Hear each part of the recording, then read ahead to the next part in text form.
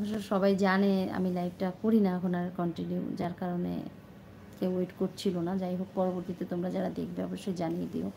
আর আমাকে সরি, আমি সরি বলছি, কারণ আমি আমার ইউটিউব ফ্যামিলি সবাইকে জানিয়ে আসতে পারি নাই, তাই আমার সাথে সবাই জয়েন করতে পারে নাই, এই জন্য আমি সরি।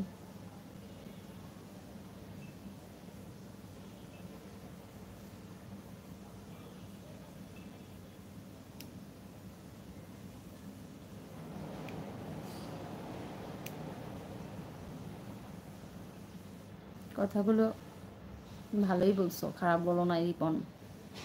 নাকি এমডি রুবেল, আচ্ছা কি লেইছো? অনেক যতন কইরা আমি দিলাম তোরে মন, অন্য মনে কেমন করে দিলি বিজ্ঞাপন, খাঁটি মনের ভালোবাসা চিনলি না রে তুই, ছল করিয়া কলিজাতে কি গাইতে দিলি সুই। বাহ, খুব ভালো একটা কথা বলছো, আমার খুব পছন্দ হয়েছে কথাটা, পারফেক্ট একদম। এমনই মানুষজন, কি বলবো, সত্য মিথ্যা যাচাই করার জ্ঞান আসলে মানুষের নাই।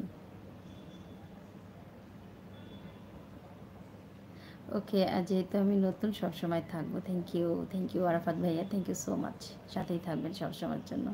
অবশ্যই লাইভটাতে একটু সাবস্ক্রাইব করে নেবেন এবং লাইক শেয়ার করে সাথে থাকবেন। থ্যাংক ইউ আপু নামটা বলার জন্য। ওকে ওকে, আরাফাত ভাইয়া কি নিয়ে চিন্তা করছেন জানতে পারি? আসলে মানুষের চিন্তার কি শেষ আছে? আর মানুষের জীবনটা তো এমনই, মনে করবা যে এই ভালো এই মন্দ, কখনো খুব ভালো যায়, কখনো খুব মনটার উপরে বিশেষ করে মানুষের চাপটা একটু বেশি পড়ে। তো আসলে ওরকম বিশ্লেষণ করার মতো কিছু না, জাস্ট এই আর কি, মানে উত্থান পতন চলতেই থাকে, এই ভালো যায় এই মন্দ যায়, যেতে থাকে, এই আর কি। জাস্ট তোমাদের সাথে গল্প আড্ডা করতে আসলাম, জাস্ট মাত্র আর কি। থ্যাংক ইউ প্রশ্নটা করার জন্য, কারণ আমার বলাতে তুমি যে কথাটা মানে তোমার লাগলো একটু, জাস্ট এই জন্য প্রশ্নটা আবার করছো, এই জন্য অনেক অনেক ভালো লাগলো। Thank you. No, I am Chunchuni, I am Lubna. বৌদি দিদি ঠিক আছে, লাস্ট আগে পিছে কোনো লেস দরকার নেই আমার নামের, বা আমাকে বৌদি বলার আগে বা দিদি বলার আগে, ঠিক আছে?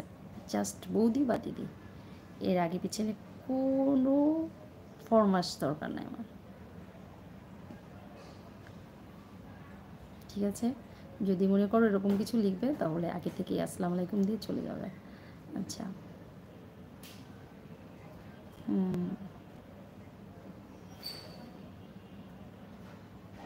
না আমার অতটা কানে দুল পড়া হয় না, এরকমই ভালো। কি কেন কি তোমার কি ঘুম হবে না? তাহলে তুমি ঘুমাও যে।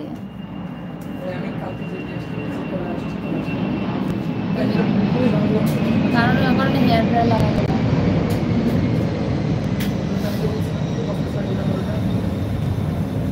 পারবো আমি বলছি না, কথা বলিস না। আমি যে তার ঘৃণার পাত্র, আগে বুঝি নাই আমার সরল মনটা নিয়ে তার বুকুতে না। কি হয়েছে ভাই, তুমি এত সুন্দর কবি কবি কথা লিখতেছো, খুব ভালো।